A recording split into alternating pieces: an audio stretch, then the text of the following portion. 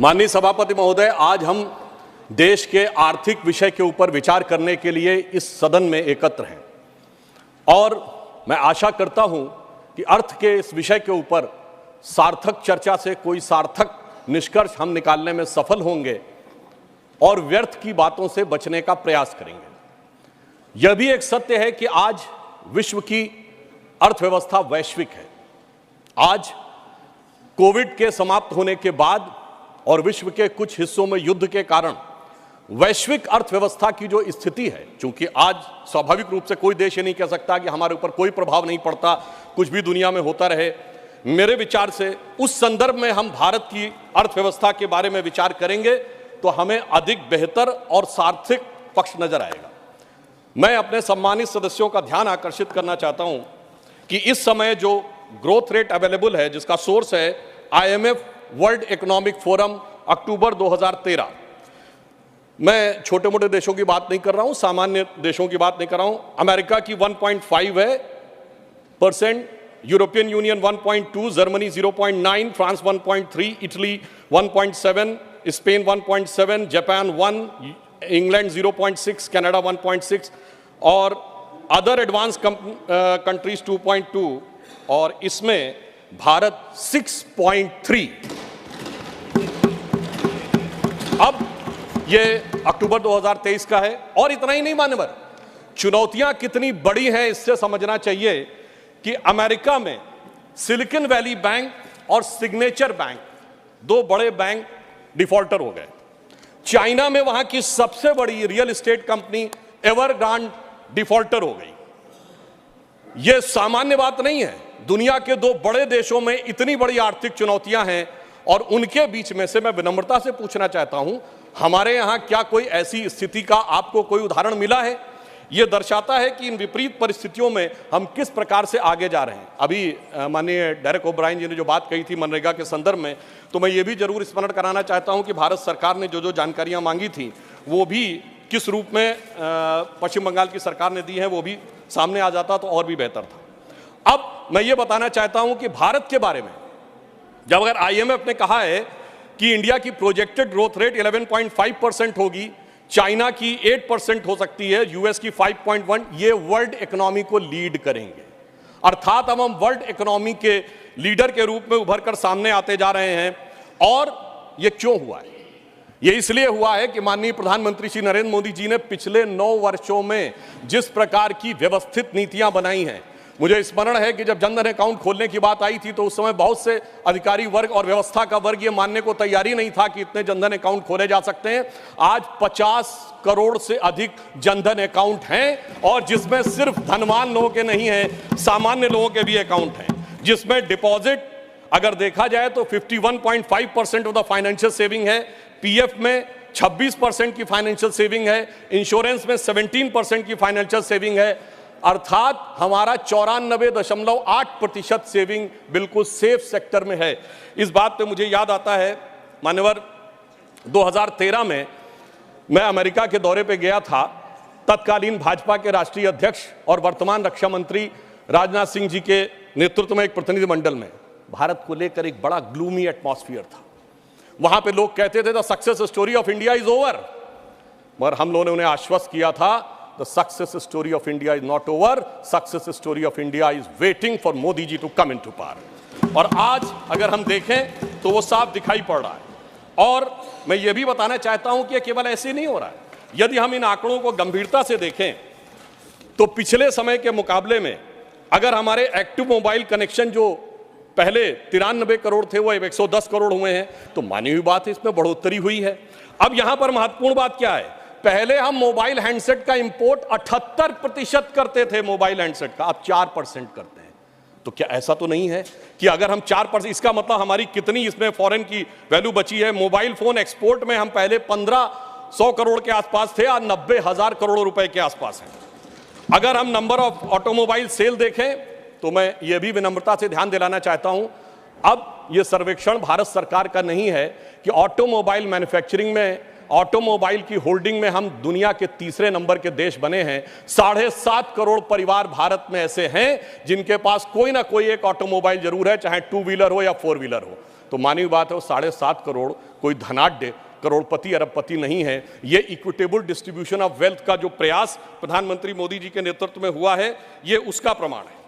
अब मैं ये भी बता देना चाहता हूं कि पहली बार ऐसा हुआ है कि एशिया की इकोनॉमी कौन राइज करेगा, इसके बारे में यह कहा जा रहा है कि अब वो चाइना से शिफ्ट होकर भारत एशिया की इकोनॉमी का इंजन बन के उभरेगा। मैं एक और डाटा अभी बता देना चाहता हूं कि जो हमारे कंज्यूमर एसोसिएशन है, उसने आंकड़ा दिया कि वर्तमान दीपावली का जो फेस्टिव सीजन गुजरा है और छठ का मिलाकर 4 लाख करोड़ रुपए की स्पेंडिंग हुई है, जिसमें छोटे सामान खरीदने से लेके, घरेलू सामान खरीदने से लेके, बर्तन, सोना चांदी, सारी चीजों में अगर 4 लाख करोड़ रुपए की स्पेंडिंग भारत की जनता ने की है, तो कहीं ना कहीं ये अंधकार से निकलते हुए दीपावली के समान एक नई ज्योति के साथ भारत की अर्थव्यवस्था को ले जाने का एक संकेत भी दिखाता है। और मुझे यह भी याद आता है मान्यवर, जब मैं इंजीनियरिंग का छात्र था, एक दौर था जब भारत का, मैं 91 की बात कर रहा हूं, फॉरेन एक्सचेंज रिजर्व 1 बिलियन पे आ गया था। 2-2 बार रुपये का डिवैल्यूएशन हुआ था, सोना गिरवी रखा गया था। लोगों को याद होगा जुलाई अगस्त की बात, तो एक 91 की दिवाली थी, एक वो भी दिवाली थी जब उजड़ा हुआ गुलशन था, रोता हुआ माली था। एक ये भी दिवाली है जब महका हुआ गुलशन है और ज्योत निराली है, एक वो भी दिवाली थी, एक ये भी दिवाली है। अब मैं यह भी कहना चाहता हूं कि अगर हम केवल कुछ आंकड़ों को देख लें कि हमारे बारे में दुनिया के जो बड़े बड़े आर्थिक विशेषज्ञ हैं वो क्या कह रहे हैं। स्टैंडर्ड्स एंड पुअर कहता है, as China's economy slowing, the main engine of growth in Asia Pacific move away from the world second largest economy to South Asia and South East Asia, and Indian economy is expected to power ahead the next years of leading growth in the region. Morgan Stanley अपनी report में कहता है, जो पहले कहता था, the famous Morgan Stanley report in January 2014, जिसमें उसने कहा था कि India has fallen into fragile 5। और the same Morgan and Stanley in October 2013 कहता है, describes India at its most preferred emerging market and increase its overweight stance in Indian equities. यानी वही जो कहता था कि हमारी अर्थव्यवस्था डूबने के कगार पे है, वो अर्थव्यवस्था अब हमारी उभरने के कगार पे उभरती हुई दिखाई पड़ रही है। Global economy is getting weaker and there are only a few bright spots such as US and India, says chief economist of the World Bank. A working paper released in April 2023 says, stacking up the benefits lessons from the Indian digital journey। इसका मुख्य कारण उन्होंने बताया है कि प्रधानमंत्री श्री मोदी जी के नेतृत्व में जो डिजिटल ट्रांसफॉर्मेशन हुआ है, उसने भारत को एक नए स्वरूप में पहुंचाया है। और इसीलिए यह कहा है आईएमएफ ने कि इंडिया एक फास्टेस्ट ग्रोइंग इकोनॉमी के रूप में आगे बढ़ रहा है। और यह केवल ऐसे ही नहीं हुआ है। अगर आपने देखा कि लास्ट मंथ में फिच ने अपनी रेटिंग भारत की एक्सपेक्टेड ग्रोथ रेट 5.5 से बढ़ाकर 6.2 कर दी और चाइना की 5.2 से घटाकर 4.5 कर दी। इसीलिए मैं सिर्फ मेजर इकोनॉमी से कंपैरिजन कर रहा हूं। यह दर्शाता है कि दुनिया किस हालात में है और मोदी जी के नेतृत्व में हम किस हालात में हैं, इसे समझने की जरूरत है। और यह क्यों हुआ? क्योंकि हमारी वित्तीय नीतियां बहुत सार्थक और व्यवस्थित ढंग से आगे बढ़ी। सबसे ज्यादा इंफ्रास्ट्रक्चर अगर आप देखेंगे बजट में, तो इंफ्रास्ट्रक्चर में हुआ। रेल, रोड, पोर्ट्स बने। गरीब कल्याण के लिए चाहे 80 करोड़ लोगों को कोविड के दौरान धन देने की जरूरत नहीं, मैंने कहा अनाज देने की जरूरत पड़ी। कई बार लोग प्रश्न करते हैं इसकी क्या जरूरत थी। मान्यवर, जब सप्लाई चेन्स खत्म हो गई थी, अगर आप किसी को पैसा दे देते तो वो चीज की व्यवस्था करता कहां से, इसलिए वो अनाज पहुंचाने की व्यवस्था थी। और अगर हम परचेजिंग मैनेजर इंडेक्स की बात करें तो अक्टूबर में 58.4 हुआ है, जो कि सर्विस सेक्टर में अगर हम देखें तो स्ट्रॉन्गेस्ट आउटपुट है पिछले 13 वर्षों में। मैन्युफैक्चरिंग सेक्टर में 28 कंसेक्यूटिव मंथ में वो बढ़ता हुआ 50.5 है अक्टूबर 2023 में।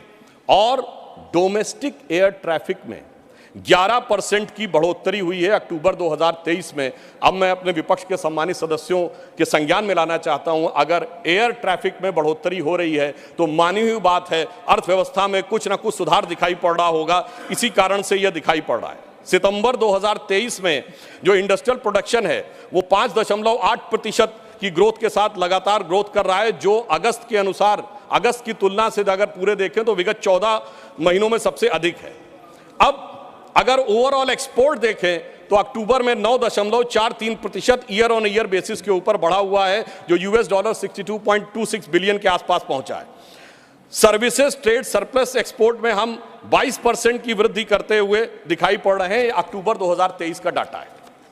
परंतु हम आए किस चुनौती से, यह भी ध्यान रखना चाहिए। बैंकिंग सेक्टर में एक बहुत बड़ी चुनौती थी। वो चुनौती ये थी कि उस जमाने में जितने नॉन परफॉर्मिंग एसेट्स थे, बैंकों को जो लोन दिए गए थे, वो हमारे लिए एक बहुत बड़ी चुनौती थी। और एनपीए 2014-15 के टाइम में बहुत तेज गति से आगे बढ़ रहा था। अब आईएमएफ प्रोजेक्ट करता है कि इंडिया की ग्रोथ भी आगे बढ़ रही है, हमारा बैंकिंग सेक्टर काफी बेहतर तरीके से आगे बढ़ता हुआ दिखाई पड़ रहा। मैं इस संदर्भ में एक कोट करना चाहता हूं। मान्यवर, ये मैं नहीं कह रहा हूं, पिछली सरकार, बाद में हमारी सरकार में भी रहे, 2018 में अपने एक साक्षात्कार में रघुराम राजन जी ने कहा था, non performing assets bomb on Modi one regime, even though the Rajan said that the lending banks of 2006 to 8 was the origin of the bad loans which was in the UPA government. ये रघुराम राजन जी ने कहा कि 2006 से 8 के बीच में जो bad loans दिए गए, उसके लिए भले ही आज, और ये नवंबर 2018 को उन्होंने एक साक्षात्कार दिया है, उसमें आया है। इसलिए हमने आज स्थिति ये की कि जन जन तक उस धन को पहुंचाया, उसको सुरक्षित किया और जन कल्याणकारी कार्यों में उसको स्थापित करने का प्रयास किया। और आज आप देखिए, पब्लिक सेक्टर बैंक्स ने 1 लाख करोड़ रुपए का रिकॉर्ड प्रॉफिट अर्जित किया है फाइनेंशियल ईयर 2022 और 23 में। यानी कहां वो बैड लोन्स में दबे जा रहे थे और कहां वो रिकॉर्ड प्रॉफिट करते हुए नजर आ रहे हैं। और state bank of India, SBI, जिसके बारे में भी मात्र चंद महीने पहले की तो बात है, जो कहा जाता था कि साहब ये खराब हो गया, डूब गया, वगैरह वगैरह, आज स्थिति ये है कि SBI has become the most profitable company in the India. And as per the recent quarterly result in quarter first of 2033-34, SBI has earned a profit of 18,537 crores। यानी ये जो है प्राइवेट और सरकारी दोनों के हिसाब से ये सबसे अधिक आया है। और कहां हम कर्ज के अंधेरे में डूबे थे और आज मोदी जी ने उसे कर्ज के अंधेरे से निकालकर बैंकिंग व्यवस्था को जन कल्याण के सवेरे तक लाने में सफलता हासिल की है। और अगर हम पिछले समय में देखें तो ट्विन बैलेंस शीट जो बैंक्स एडॉप्ट करते थे, वो अपने आप में एक समस्या थी। परंतु वित्त मंत्री जी के नेतृत्व में जिस प्रकार के प्रावधानों में परिवर्तन किया गया, उस कारण से अब ये ट्विन बैलेंस शीट एक नए समाधान के रूप में आगे बढ़ रही है। आज अगर देखा जाए तो हम 2 लाख करोड़ रुपए के वर्थ के इलेक्ट्रॉनिक मैन्युफैक्चरर एक्सपोर्ट कर रहे हैं। अब भारत 1500 से अधिक ग्लोबल कैपेसिटी सेंटर्स का केंद्र बनता जा रहा है। नाउ मैं ये कोट करना चाहता हूं कि India is the most preferred location for shared global services, ये डेलॉयट ने 2003 में कहा है। और हमारी सरकार ने कुछ महत्वपूर्ण निर्णय लिए, जैसे रेट्रोस्पेक्टिव टैक्सेस को रिपील किया। रेट्रोस्पेक्टिव टैक्सेस के कारण जो एक अनसर्टेनिटी बनी रहती थी अर्थव्यवस्था को लेकर, वो समाप्त हुई। और जहां तक गरीबी और पॉवर्टी की बात करते हैं तो यूएनडीपी की 2022 की रिपोर्ट को मैं कोट करता हूं, the relative reduction from 2015-16 to 2019-21 was faster, it is 11.9% year as compared to the previous time। यानी मोदी जी की सरकार आने के बाद गरीबी उन्मूलन बहुत तेज गति से हुआ। ये यूएनडीपी की रिपोर्ट कह रही है, ये हम नहीं कह रहे हैं। और आईएमएफ का ये कहना है कि extreme poverty was maintained below 1% in 2022 because of प्रधानमंत्री गरीब कल्याण योजना। यानी वो साफ मान रहे हैं कि प्रधानमंत्री जी ने जो योजना बनाई, उस कारण से जिसको हम गंभीर कहते हैं, गंभीर गरीबी कहते हैं, वो 1% से नीचे पे आई है। अब आईएमएफ की चीफ क्रिस्टिना जॉर्जिएवा ने अभी कहा है, 1 साल पहले उन्होंने कहा, India deserve to be called the bright spot and otherwise the dark horizon because it has been the fast growing economy even during this difficult time. And most importantly, this growth is underpinned by structural reforms। यानी IMF chief ये बात की तस्दीक कर रही हैं कि मोदी जी के नेतृत्व में जो आधारभूत संरचनागत परिवर्तन हुए, उसी कारण से भारत एक ब्राइट स्पॉट के रूप में उभरता हुआ दिखाई पड़ रहा है। और जो इन्फ्लेशनरी प्रेशर्स हैं उसको देखते हुए भारत ने तुलनात्मक दृष्टि से महंगाई पर सबसे बेहतर नियंत्रण पाने में सफलता हासिल की है। यह कौन कह रहा है? यह कह रहे हैं Mister Noel Quinn, who is a group chief executive of the HSBC, और ये उन्होंने 2022 में कहा। मैंने इसीलिए सिर्फ वो बातें कोट करने का प्रयास किया जिनके की द्वारा यह समझा जा सके कि किस प्रकार से अर्थव्यवस्था की इन चुनौतियों में हम क्रमशः आगे बढ़ रहे हैं। और मैं यह भी एक बात बताना चाहूंगा कि भारत की अर्थव्यवस्था अपने आप में किस प्रकार से आगे बढ़ रही है। मैं एक कोट करना चाहता हूं, एक नोबेल प्राइज विनर हैं, स्टैनफोर्ड यूनिवर्सिटी के professor, his name is Michael Spence, जिन्होंने 2022 में कहा, quote, the global economy is undergoing a regime change today. India is outstanding performer now. It's a powerhouse of digital and life science realms. It is thriving digital ecosystem, and India is instead a digital system replacing existing retail systems. Entrepreneurs, companies, and are building solution to integrate existing and sometimes very small retail business into a digitally enabled supply chains, making them more effective. अर्थात विश्व का जो आधुनिक supply chain व्यवस्था है, जो आधुनिक infrastructure है, उसको मोदी जी के नेतृत्व में जो डिजिटल ट्रांसफॉर्मेशन हुआ है उसने एक बड़ा परिवर्तन लाने की स्थिति बनाई है। अब मैं यहां पर यह कहना चाहता हूं कि वर्तमान समय में यदि हम देखें तो हमने उस जिम्मेदारी का निर्वाह किया है कि गरीब के पास जरूरत पड़ने पे जीवन की आवश्यकताएं भी रहीं, विकास के नए सोपान भी बनते रहे, रेलवेज का मॉडर्नाइजेशन हो, 90% से अधिक इलेक्ट्रिफिकेशन हो गया हो, 70 से अधिक एयरपोर्ट बन गए हो, भारत चीन सीमा के ऊपर हैवी इंफ्रास्ट्रक्चर का निर्माण हो, वो भी किया है। कोविड वैक्सीन भी सबके लिए उपलब्ध कराया है। और इसके बावजूद आज पहली बार ऐसा मौका है जब G20 और G7 कंट्रीज में हम दुनिया में सबसे बेहतर स्थिति में नजर आ रहे हैं। मुझे लगता है कम से कम ईमानदारी से इस बात को समझने का प्रयास करना चाहिए। परंतु ये जानते हैं क्यों हुआ है?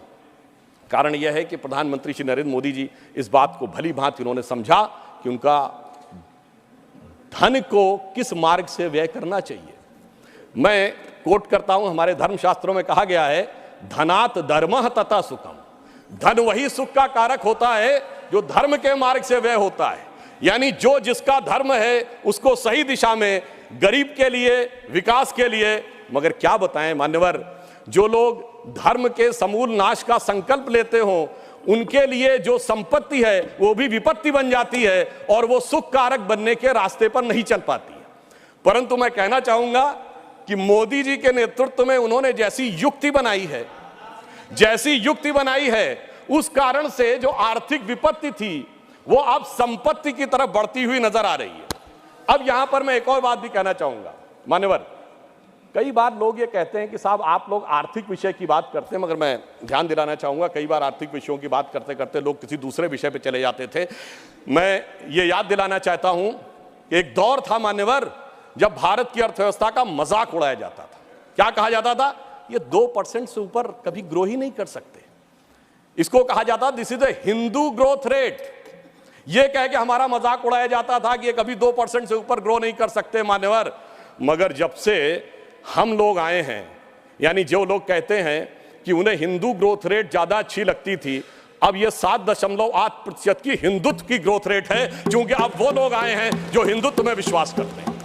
और मैं ये भी एक याद दिलाना चाहता हूं, इसे कोई संयोग माने या दैव योग माने, मान्यवर जब भारत स्वतंत्र हुआ, इस बार की दीपावली के लिए मैं एक और बात भी कहना चाहूंगा, एक नया परिवर्तन भारत का जानते कैसे आया? यह सब कुछ जनता के सहयोग, समर्थन और मोदी जी की युक्ति के साथ तो हो ही रहा है। एक नया स्वरूप भी भारत का उभर रहा है। वो क्या है? जब मान्यवर देश आजाद हुआ तो उस समय भारत की अर्थव्यवस्था पे ताला लगा हुआ था। हमारे तुरंत विपक्षी लोग कहते साहब कुछ था नहीं, बहुत कुछ हम कर नहीं सकते थे। और जब ताला खुला उस समय श्री राम लला विराजमान भी ताले में ही थे। जैसे ही राम मंदिर का आंदोलन शुरू हुआ, अर्थव्यवस्था के अंदर भी नया परिवर्तन शुरू हुआ। 90 से 92 का ही दौर है अर्थव्यवस्था में भी बदलाव का, भारत की अर्थव्यवस्था के खुलने का, भारत की राजनीति की व्यवस्था के भी बदलने का। और यही वो दौर है जिस समय विवादित ढांचा भी गिरा और नेहरूवियन मॉडल भी समाप्त हुआ। यानी अगर आप देखें तो वो दौर था जब फॉरेन एक्सचेंज रिजर्व भी 1 बिलियन पे था। परंतु मैं ये याद दिलाना चाहता हूं, कुछ लोग लगेगा ये तुलना है क्या, तो मैं ये भी याद दिलाना चाहता हूं, उसके बाद एक बड़ा दौर आया जब 2003-4 में, आप याद करिए, हम करंट अकाउंट सरप्लस कंट्री बने। 2003-4 के चौथे क्वार्टर में हम सबसे तेजी से बढ़ने वाली अर्थव्यवस्था हुई और इंडिया सक्सेस स्टोरी 2003-4 में कही जाने लगी। यही वो दौर था जब खुदाई हुई और 70 खंबे निकले थे, जहां से साबित हो गया था कि श्री राम लला विराजमान के पास ही वो मंदिर है। अब आप आइए साहब, उसके बाद 2019 में जब जजमेंट आया तो तब 1 बिलियन था, जब खंबे निकले तो फॉरेन एक्सचेंज रिजर्व 100 बिलियन था, अब मोदी जी के नेतृत्व में 500 बिलियन पहुंच गया। और इतना ही नहीं मान्यवर, अब जब राम मंदिर बनने जा रहा है तो हम 5वीं बड़ी अर्थव्यवस्था है, चौथे बड़े स्टॉक एक्सचेंज है, तीसरे बड़े ऑटोमोबाइल मैन्युफैक्चरर हैं, दूसरे बड़े मोबाइल के मैन्युफैक्चरर हैं, इंफ्रास्ट्रक्चर में इन्वेस्ट करने वाले हम नंबर 1 के देश हैं और चांद के अछूते कोने को छूने वाले देश भी बन गए हैं। और अब अगर आप देखें तो हम G20 में सबसे ऊपर बढ़ते चले जा रहे हैं। ये कह के मैं सिर्फ ये बताना चाहता हूं, कुछ ऐसे संयोग होते हैं जिनको देखने के लिए एक अलग दृष्टि चाहिए, जिसके लिए रामचरितमानस में एक चौपाई है कि सुमति कुमति सबके उर रही, यानी अच्छी मति और बुरी मति सबके मन में रहती है। नाथ पुराण निगम यह कहीं, ये पुराण और उपनिषद ये बताते हैं, और जहां सुमति तहां संपत्ति नाना, जहां कुमति तहां विपत्ति निधाना। तो इसलिए जो जो हम धनात धर्मात तथा सुखम की दृष्टि के साथ संपत्ति बढ़ते गए, वहां इस देश में संपत्ति आती गई। On the lighter note and on the serious note मैं ये भी कहना चाहूंगा, हम सब चाहते हैं कि भारत वर्ल्ड की नंबर 1 की इकोनॉमी बने और मां लक्ष्मी की कृपा इस देश पे बनी रहे, पर मां लक्ष्मी भी कमल पर ही विराजती हैं। और मैं अंत में ये कहना चाहता हूं कि इस बात को भली भांति समझ लीजिए, आप जितने आरोप प्रत्यारोप मोदी जी के ऊपर लगाते हैं, आप देखिए पूरी दुनिया में एक सुनामी आई हुई है।